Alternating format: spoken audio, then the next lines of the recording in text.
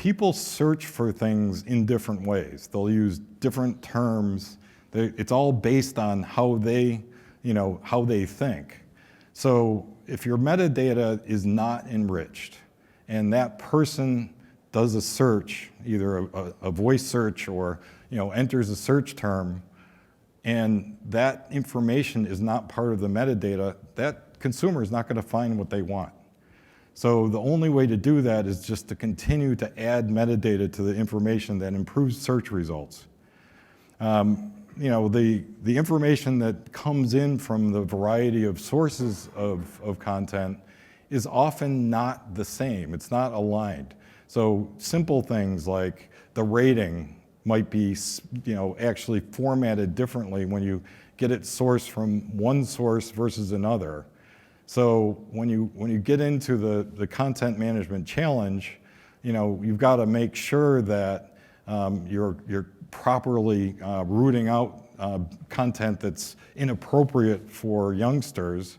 And if they have not marked the content in the same way, then you have a problem. So you have to normalize this metadata as well.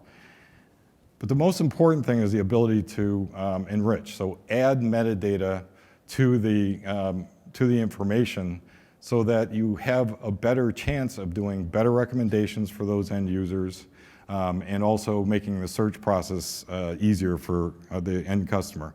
And I'd like to show you an example of something we're doing with our content management system that allows us to add that enriched metadata by actually analyzing, using AI tools. We're analyzing the actual video source and extracting that metadata directly from that analysis.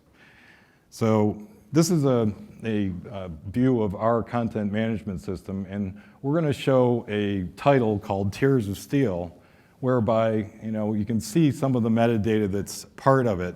And then down at the bottom, there's some enrichment information that we've actually articulated that we want the AI engine to go find. Working with a company called Dive TV, which is a European AI company, they're actually going through and analyzing the video and identifying different, very, very specific locations as an example. They actually can go in and look for fashions and even brands of fashions. They can go in and look for brands of automobiles. They can go in and basically add all of this information frame by frame into the system. We can then import that information into our content management system so it can be used for both recommendations and for discovery. And there are a lot of other use cases of this technology that we're finding that people are willing to pay significant amounts for. So this is an added feature to our content management system, and we're looking at other use cases that we can have.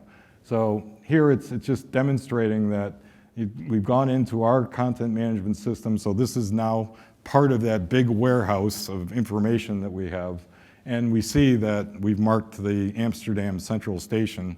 And who knows, somebody may have, they went on their honeymoon to Amsterdam and they had some great dinner near the Central Station, and they might be on their anniversary and they want to go look for that. And it turns out that there's a movie called Tears of Steel that they can go watch. It may not be appropriate for a romantic interlude, but so this is just an example. And there are other things, and this is just a zoom in on that information. And there are other things that this AI engine gives us the capability. For instance, establishing the mood of a particular part of the video.